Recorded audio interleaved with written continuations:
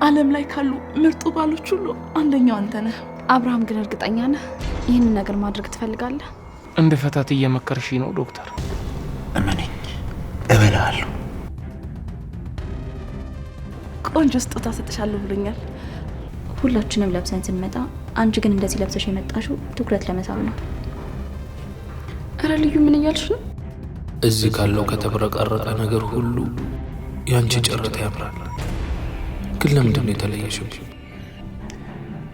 እንኳን ደህና መጣህ ዝራ። አረፍ በል። ይሄ ነገር ስገምት የጋብቻ አንቨርሰሪ ነው መሰለኝ። ደርሰዋል።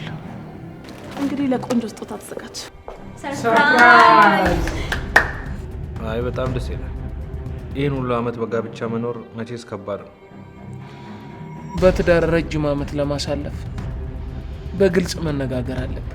እና ዋሽታ አታውቅም? አዎ። ልዩ ምን ሆነሻል? አልተናደድኩም አልኩሽ አይደል እንዴ? ያማታል እንዴ ልጅቷ? ይቅርታ መልሻ እናደርኩሽ መሰለኝ። ከድሮ ሚስቱ ጋር ልታስማማው ፈልጋ ነው እንዴ? እህቴ ብትፈልግ